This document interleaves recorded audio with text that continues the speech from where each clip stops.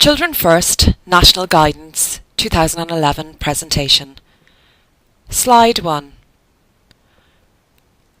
Welcome to the Tusla Children First information session. This session is designed to give organisations the basic information to understand their roles and responsibilities as outlined in Children First National Guidance for the Protection and Welfare of Children 2011. Services provided. Slide 2. Under the Child and Family Agency Act 2013, Tusla, Child and Family Agency, is now the dedicated state agency responsible for improving well-being and outcomes for children. It has been established in response to recent reports on child protection failings and inconsistencies in service provision. The aim of Tusla is to bring a dedicated focus to child protection, family support and other key children's services. Tusla services include those that aim to 1. Prevent problems arising, 2. Identify problems and supports at an early stage, and 3. Assist children and families in managing serious problems requiring specialist interventions. Tusla has approximately 4,000 staff and the contact numbers of social work offices have not changed. On the 1st of January 2014, Tusla assumed service responsibility for the following range of services: child welfare and protection services, including family support services, existing family support agency responsibilities, existing educational welfare services, preschool inspection services, and domestic, sexual and gender-based violence services. Aim of the presentation. Slide 3. 1.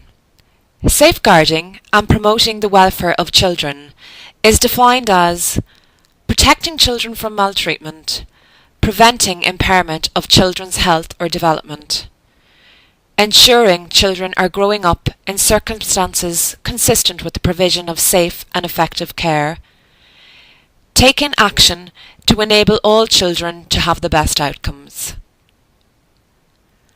Child protection is a part of safeguarding and promoting welfare.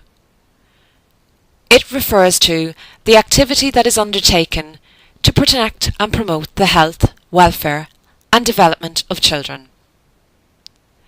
2. This session is designed to provide basic information to help organisations begin the process of compliance with Children First guidance. It does not replace the need for the organisation to develop a child protection and welfare policy and ensure staff receive training. During this session, you can click on links to other sections of the Tusla website that will provide more detailed information. Setting the context. Slide 4. Inquiries into child abuse.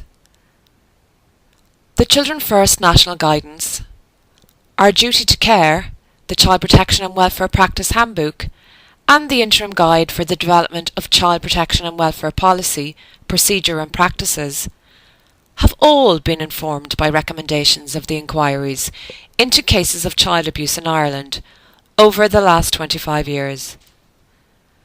The key messages from these inquiries are explored in greater detail in the Tusla Child Protection and Safeguarding Awareness Foundation training.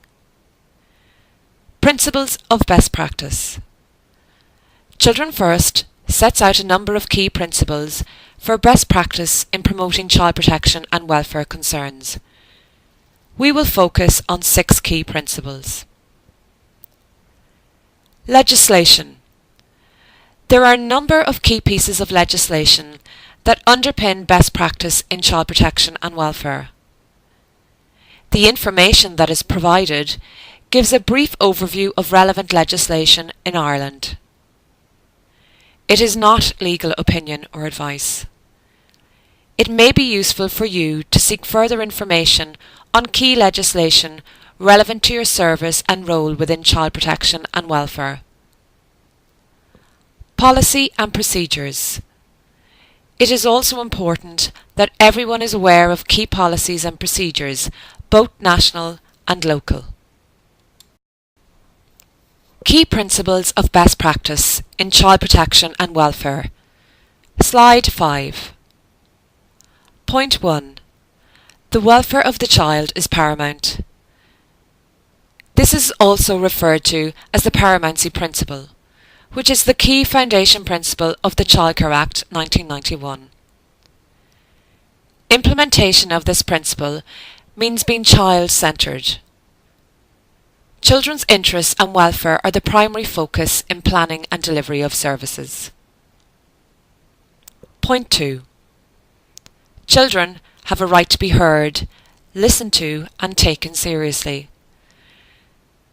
Taking account of their age and understanding, children should be consulted and involved in all matters and decisions that may affect their lives. Where there are concerns about a child's welfare, there should be opportunities provided for their views to be heard, independently of their parents/carers. Point 3. Parents/carers have a right to respect and should be consulted and involved in matters that concern their family. Point 4. Early intervention and support should be available to promote the welfare of children and families, particularly where they are vulnerable and at risk of not receiving adequate care and protection. Point 5. A child's gender, religion, culture and developmental stage should be considered when taking protective action. Point 6. Professionals/agencies working with adults who for a range of reasons may have serious difficulties meeting their children's basic needs for safety and security should always consider the impact of their adult client/patient's behaviour on a child and act in the child's best interests. Legislation. Slide 6. Tusla website for further information. Childcare Act 1991. The Childcare Act 1991 focuses on the child and the promotion of the child's welfare. It raised the age of a child up to the age of 18 years, unless they are or have been married. It also places a statutory duty on Tusla to identify children who are not receiving adequate care and protection, to promote their welfare, and to provide childcare and family support services. The Act also places a statutory duty on the Gardaí to protect children, and under Section 12 of the Act, they can remove a child to a place of safety. Protection for Persons Reporting Child Abuse Act 1998. This Act is designed to ensure that there are no barriers for persons wishing to report a concern about child abuse or welfare to Tusla or An Garda Síochána. Criminal Justice Act 2006. Reckless endangerment. Section 176 of the Act creates an offence where a person who has authority or control over a child or over a person who has abused a child intentionally or recklessly endangers the child by causing or permitting the child to be placed or left in a situation which creates a substantial risk to the child of being a victim of serious harm or sexual abuse, or failing to take reasonable steps to protect a child from such a risk while knowing that the child is in such a situation. Criminal Justice. Withholding of Information on Offences Against Children and Vulnerable Persons Act 2012. This Act establishes in Irish law an offence of withholding information from the Gardaí in relation to specified offences committed against a child or vulnerable person. The Act also provides for a number of defences against a charge of withholding information. As this piece of legislation is very complex in nature, we would recommend organisations get legal advice on the implications of it for their own organisation. Freedom of Information Act 2014 and Data Protection Acts 1988 and 2003. These acts give rights to individuals to access their own records and to have inaccurate data rectified or erased. There are implications for anyone recording data to ensure that it is fairly collected, accurate, kept for lawful purposes and not disclosed inappropriately. National Vetting Bureau Act 2012. This Act was enacted in December 2012 and fully commenced on the 29th of April 2016. It provides a statutory basis for the use of Garda criminal records in the vetting of persons applying for employment working with children or vulnerable adults. It also provides for the use of specified information in regard to vetting. This is information other than criminal convictions where, following a formal process conducted by, for example, the Medical Council, the Teaching Council, or Tusla Social Work Department, such information leads to a bona fide belief that a person poses a threat to children or vulnerable persons. The Act makes it mandatory for persons working with children or vulnerable adults to be vetted. It also creates offences and penalties for persons who fail to comply with its provisions. Children First Act 2015. The Children First Act was enacted in November 2015. It is designed to strengthen the safeguarding and protection of children by putting key elements of Children First, National Guidance for the Protection and Welfare of Children, on a statutory footing. The Children First Act 2015 also provides for an amendment to the Non-Fatal Offences Against the Persons Act 1997 to abolish the common law defence of reasonable chastisement. Section 1 to 5 and Section 28 were commenced on the 11th of December 2015. Section 18 and 20 to 26 were commenced on the 1st of May 2016. The responsibilities under Children First National Guidance 2011 remain in effect. Policy Context, Slide 7. Children First National Guidance for the Protection and Welfare of Children 2011. This 2011 version of Children First supersedes the previous version of 1999 and should be the only one in use. It is the reference point for practice and policy development. It applies to all those working in a voluntary or paid capacity with children and families, and outlines their roles and responsibilities in relation to recognising and responding to child protection and welfare concerns. Child Protection and Welfare Practice Handbook 2011. This is a reference document designed to complement Children First and support skilled professionals in Tusla and allied agencies. It provides detailed practice guidance for staff in allied organisations on recognising, reporting and recording abuse and welfare concerns. Although it is primarily written for Tusla staff, it contains a wealth of information that is useful for allied agencies. For example, in-depth information on neglect, risk factors, and a checklist for multi-agency contribution to assessments. Our Duty to Care, The Principles of Good Practice for the Protection of Children and Young People, 2002. This offers specific guidance to the community and voluntary sectors on the promotion of practices that safeguard children. The document includes information on the current steps to be taken if child abuse is suspected, witnessed, or disclosed. It also contains information on developing safe recruitment procedures and policies. It should be read in conjunction with Children First and the Child Protection and Welfare Practice Handbook.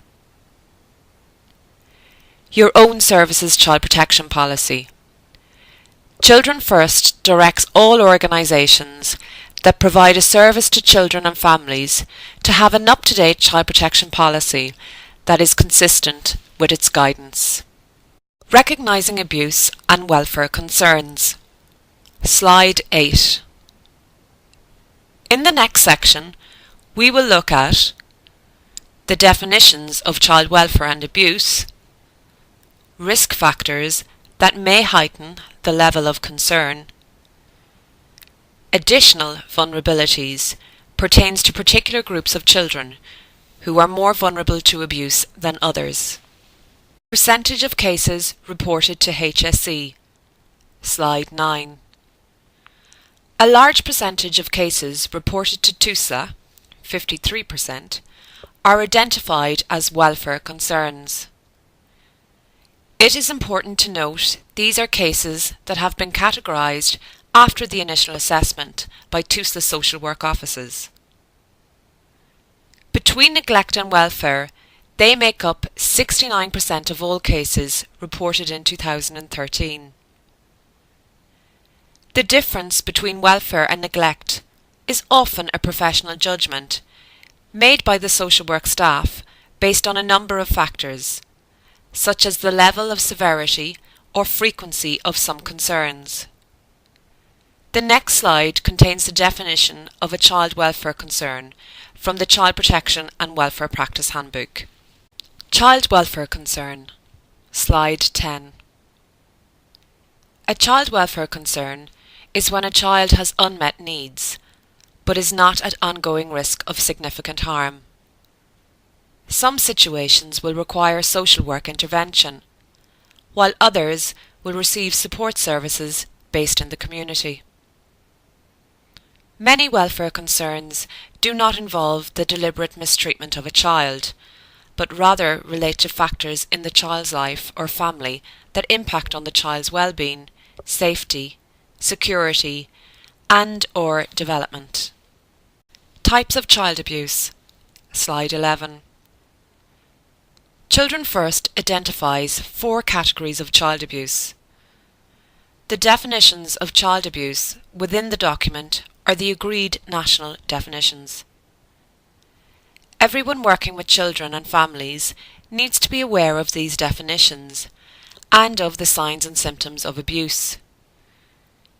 It is important that workers from different disciplines and agencies have a shared understanding of what constitutes child abuse and a common language to communicate concerns about children.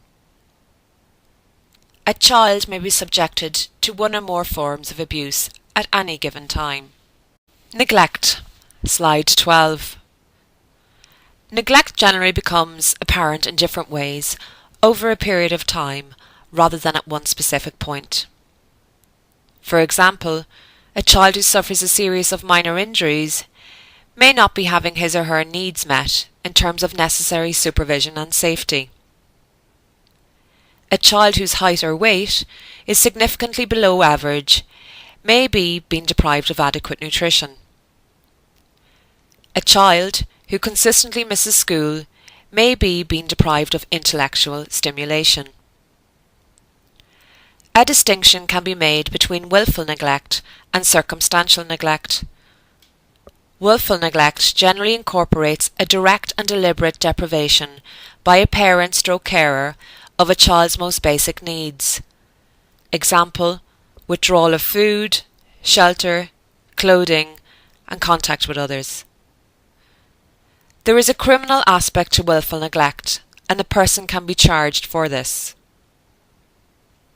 Circumstantial neglect more often may be due to parental stress, stroke inability to cope by parents or carers.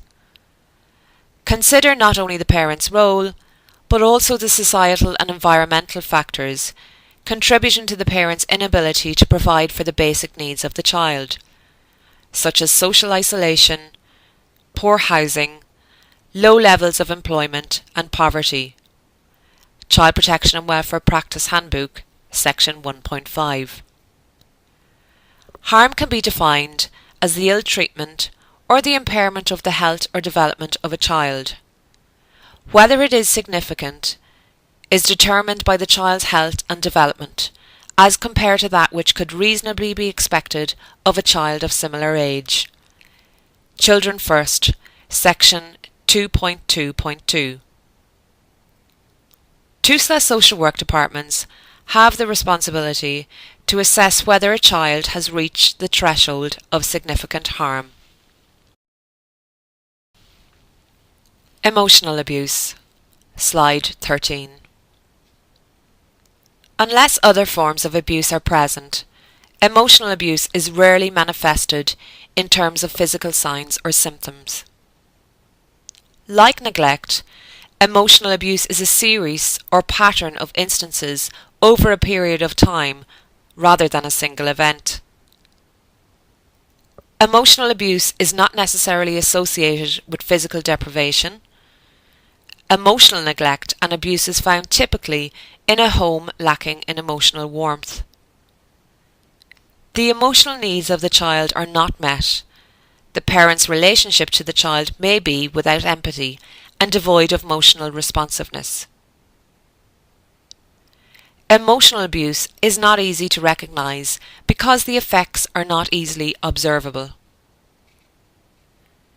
It should be noted that no one indicator is conclusive of emotional abuse. Emotional abuse and neglect is more likely to impact negatively on a child where there is a cluster of indices, where these are present over time and where there is a lack of other protective factors. Children who are physically and sexually abused and neglected also suffer from emotional abuse. Some examples of emotional abuse are persistent criticism, sarcasm, hostility or blaming, conditional parenting, level of care contingent on child's behaviour or actions, exposure to domestic violence. Physical abuse. Slide 14. Physical abuse can occur as single or repeated incidents. Some examples include pinching, biting, choking or hair pulling, use of excessive force in handling, unsatisfactory explanations, varying explanations, frequency and clustering of indicators all can give rise to high levels of concern for physical abuse. There are many different forms of physical abuse, but skin, mouth and bone injuries are the most common. The age and developmental stage of the child, the site/location of the injury, and the pattern of the injury need to be examined in relation to the history of the incident. Sexual abuse. Slide 15. Child sexual abuse often covers a wide spectrum of abuse activities. It rarely involves just a single incident and usually occurs over a number of years. Sexual abuse most commonly happens within the family. Cases of sexual abuse principally come to light through Children First 2011 Appendix 1, disclosure by the child to his or her siblings/friends, the suspicions of an adult, physical symptoms. Non-contact sexual abuse can include offensive sexual remarks, obscene telephone calls, exposure of an offender to a victim, an offender observing a victim in a state of undress, or activities that provide sexual gratification to the offender. Online safety and online child sexual exploitation are becoming increasingly significant issues and are covered later in this session. Some examples of child sexual abuse can include exposure of the sexual organs or any sexual act intentionally performed in the presence of the child, showing sexual explicit material to children, which is often a feature of the grooming process by perpetrators of abuse. Section 2.5.1 of Children First refers to consensual sexual activity involving an adult and an underage person. In relation to child sexual abuse, it should be noted that, for the purposes of the criminal law, the age of consent to sexual intercourse is 17 years for both boys and girls. An Garda Síochána will deal with the criminal aspects of the case under the relevant legislation. Risk factors in child protection. Slide 16. Alongside signs and symptoms, there are known risk factors that need to be considered when identifying, responding to, and assessing child protection concerns. Risk factors are features of the child's circumstances known to be associated with heightened risk to safety or welfare. Families often experience a combination of these risk factors. Age of child. The majority of child deaths from abuse and neglect are of children under 4. When children are most vulnerable to physical attacks and dangers created by lack of supervision and severe neglect, and are isolated from professionals, such as teachers, who might intervene to protect them. Domestic and sexual violence. Keep the child in focus and do not look at domestic violence as an adult problem only. Be aware that the child may be experiencing feelings of divided loyalties between the perpetrator and the non-abusing parent/carer. Be aware of the possibility that the child may be being or has been physically and/or sexually abused. Parental mental health. Children of parents with an uncontrolled mental illness face a high risk of physical neglect. Basic needs may not be met. Parents may fail to attend to children's emotional needs, which can instill a sense of isolation and possible mistrust in children. Parental substance misuse. Research supports the connection between alcohol and drugs and child abuse and neglect. The misuse of drugs and/or alcohol may adversely affect the ability of parents to attend to the emotional, physical and developmental needs of their children in both the short and long term. Children with additional vulnerabilities. Slide 17. Certain children are more vulnerable to abuse than others. Such children include those with disabilities, children who are homeless, and those who for one reason or another are separated from their parents or other family members, and who depend on others for care and protection.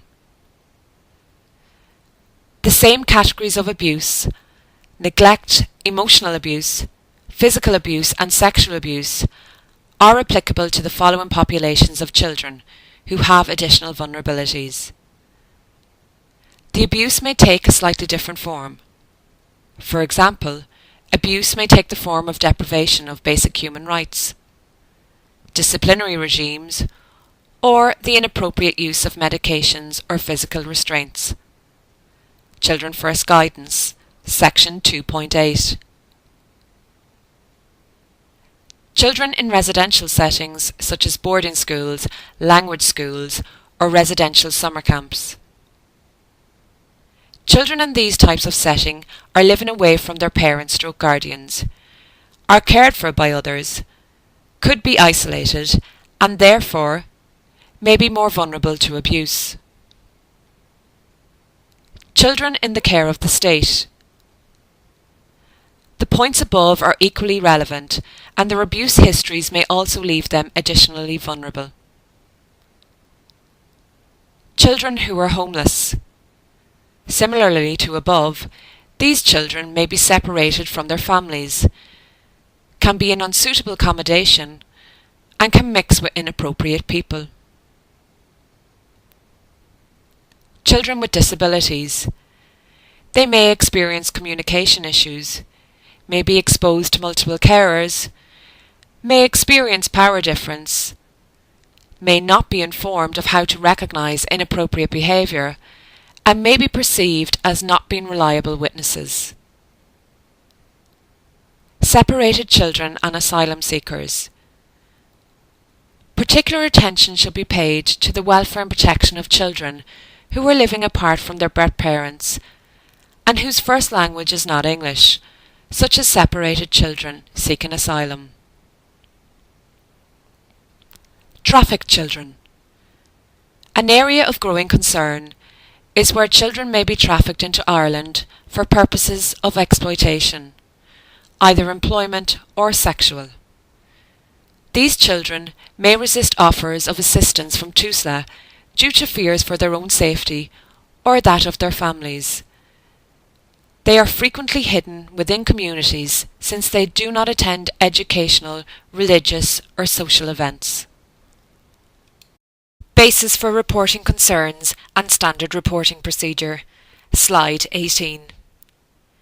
Everyone must be alert to the possibility that children with whom they are in contact may be suffering from abuse or neglect.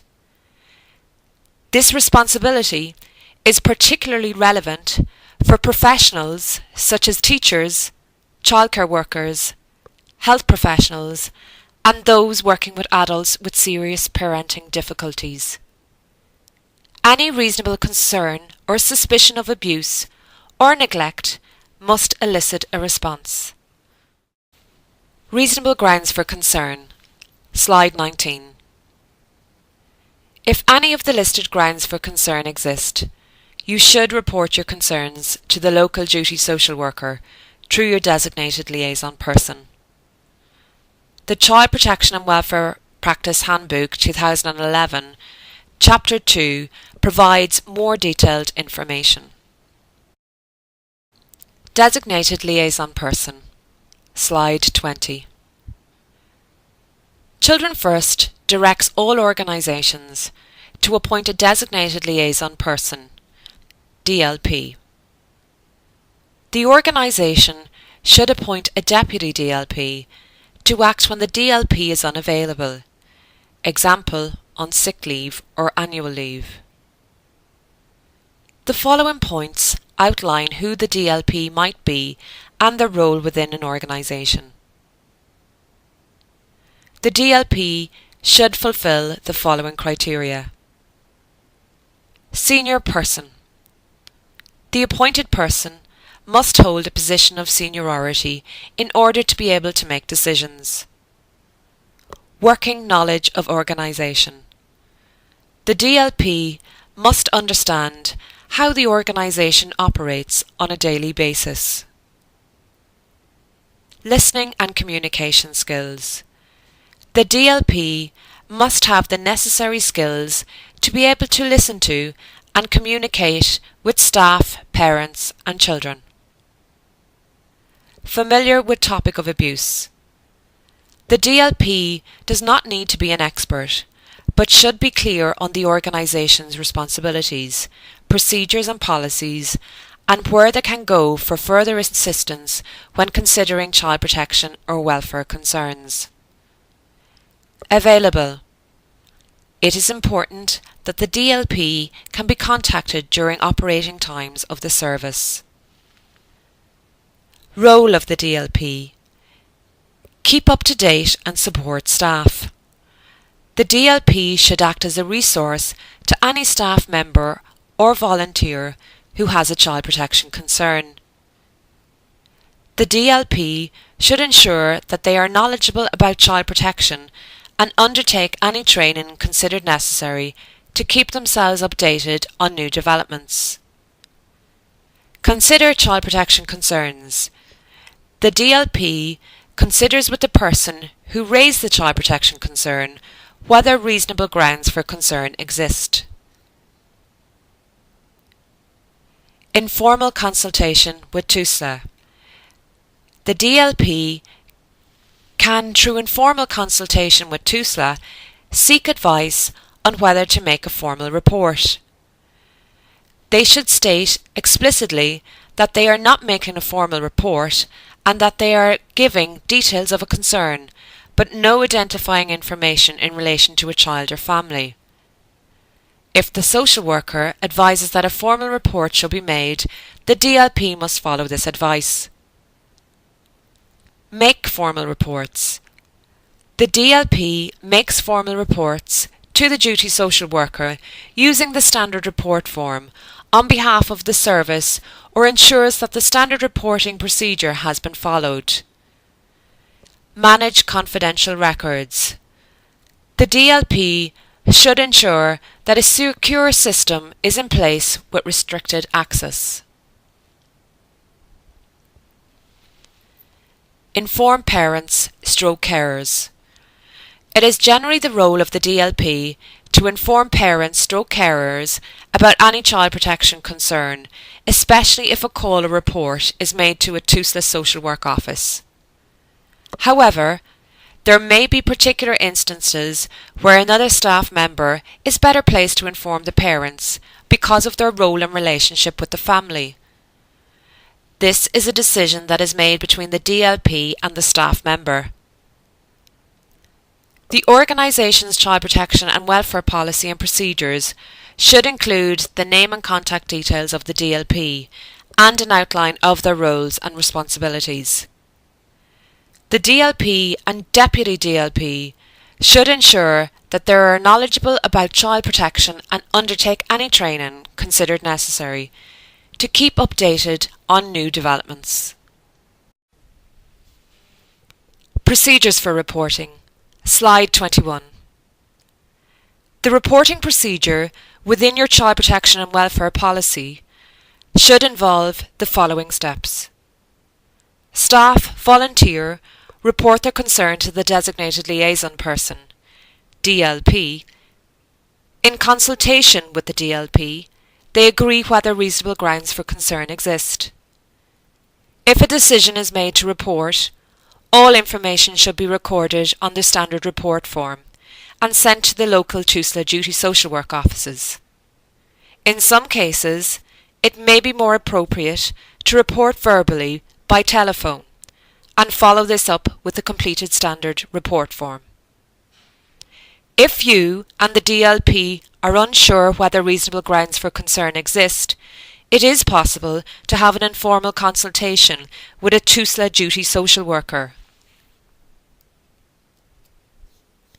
Following your referral, you should receive a letter acknowledging receipt of your concern by Tusla. It is important that you retain this for your own records. In the event that a child is in immediate danger and you cannot contact your local Tusla duty social work office, you should contact the Gardaí. Out-of-hours social work services do not exist in most Tusla areas. Contact numbers for all Tusla duty social work offices nationwide are given in Appendix 2 of Children First and are also available on the Tusla website www.tusla.ie or through Tusla local telephone 1850 241 850. Where an organisation decides not to report concerns to the Tusla or an Garda Síochána, the individual employee or volunteer who raised the concern should be given a clear written statement of the reasons why the organisation is not taking such action.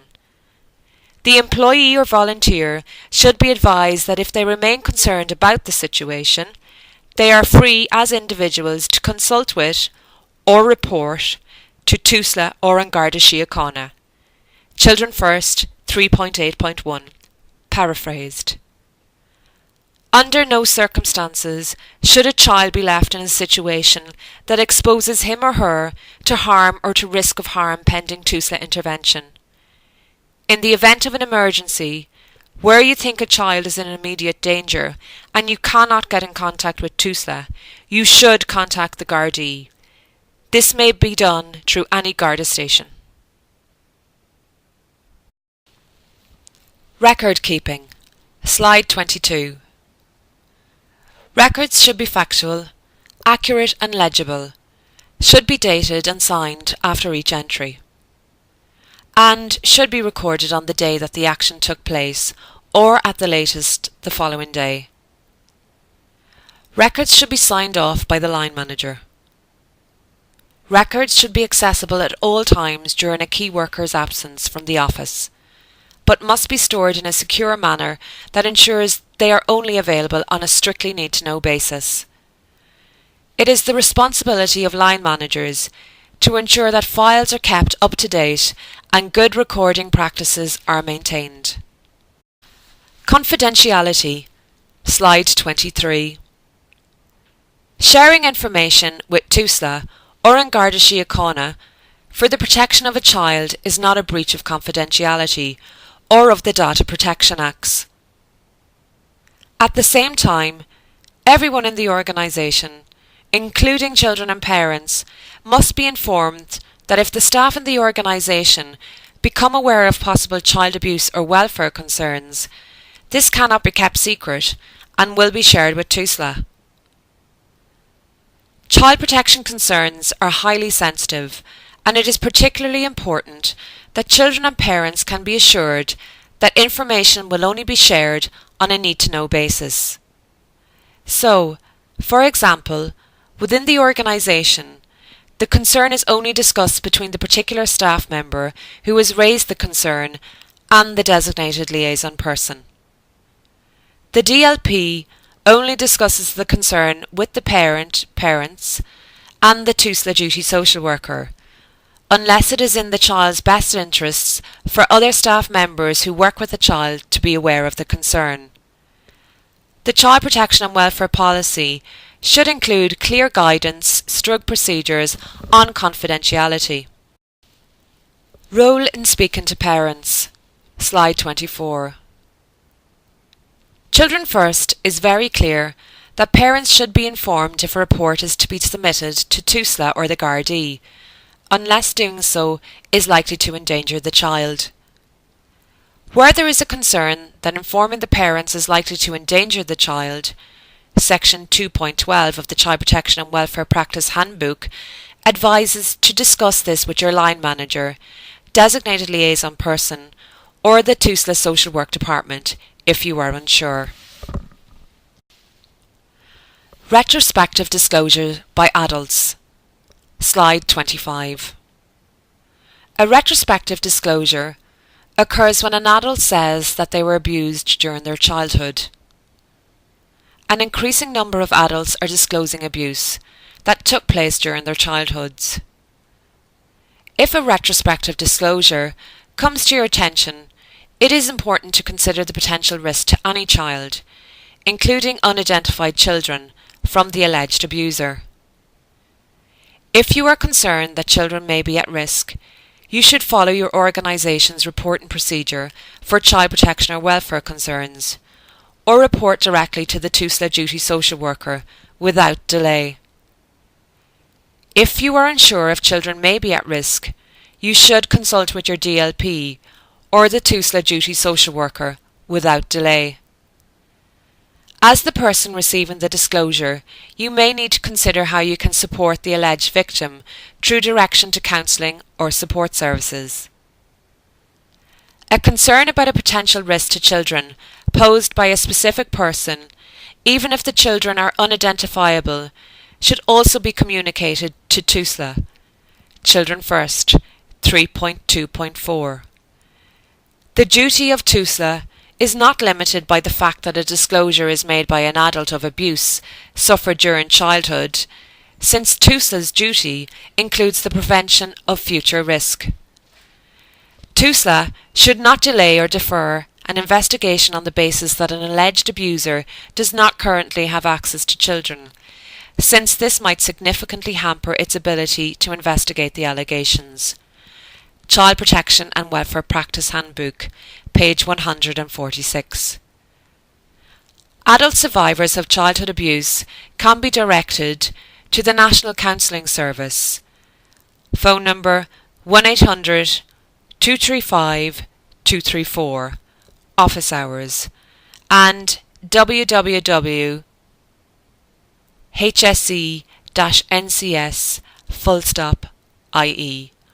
or connect on 1800 477 477, Wednesday to Sunday, 6 p.m.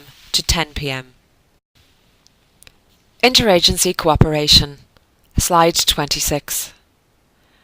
No one professional has all the skills, knowledge or resources necessary to comprehensively meet all the requirements of an individual case.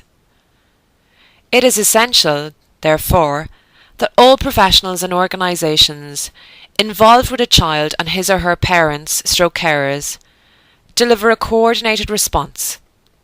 Children First, Section 4.1.1. Sharing information appropriately and respectfully gives a fuller picture and can lead to greater objectivity. Interagency and interprofessional cooperation and coordination is as important at the later stages of child protection work as it is at the onset. All personnel involved in a case should consistently make efforts to remain in contact with the key worker, normally the Tusla social worker, and to communicate any relevant information. The child's safety and protection must take precedence at all times. Children First, Section 4.3.4 and 4.3.5. Organisations working with children and families. Slide 27. All statutory, voluntary and community organisations working with and in direct contact with children should have procedures and guidelines derived from and consistent with the current Children First national guidance for their staff and volunteers. Children First, Section 4.7.2. Organisations may be legally responsible for their failure to provide adequate care and safeguards for children in their care. Every government department or publicly funded body that delivers or funds services to children, whether directly or indirectly through bodies or agencies under its aegis, has a responsibility to ensure that there is an awareness within the relevant organisations of the Children First national guidance, and that the standards in relation to child protection and welfare set out in the guidance are adhered to in the delivery of those services.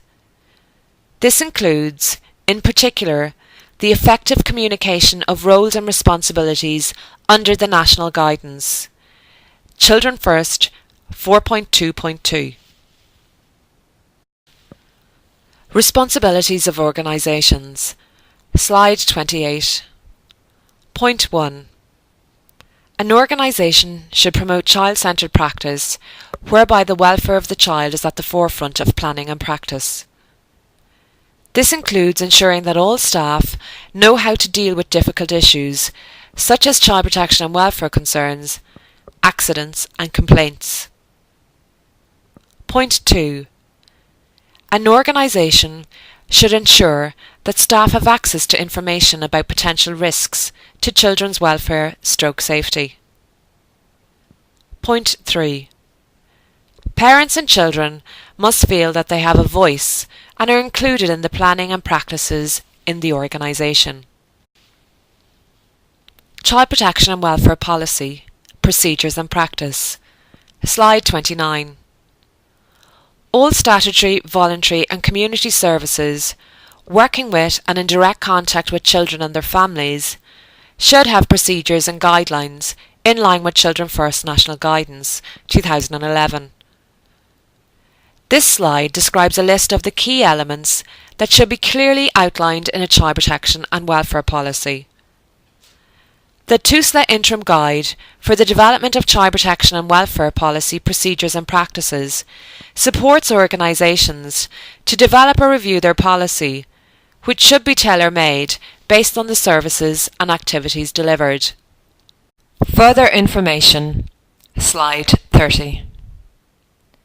Children First, National Guidance for the Protection and Welfare of Children 2011, Our Duty to Care 2002, the Child Protection and Welfare Practice Handbook, and the Tusla Standard Reporting Form are available on www.tusla.ie,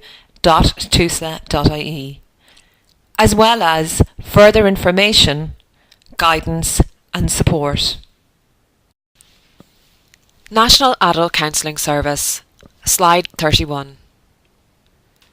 We recognise that child protection and safeguarding children are sensitive topics, and frequently people who have experienced abuse as children are not able to talk about their experiences until they are adults. It is important that adults who have experienced abuse receive information about resources that are available for support. The first free-flow number on the slide is for the National Adult Counselling Service, operated by the HSE. It is a free and confidential counselling service for adult survivors of childhood abuse. The free phone number will direct you to a local service. The second number on the slide is for the Connect Counselling Service for adult survivors of abuse, trauma or neglect in childhood. This service is part funded by the HSE. It is an out-of-hours service available from 6 p.m. to 10 p.m, Wednesday to Sunday.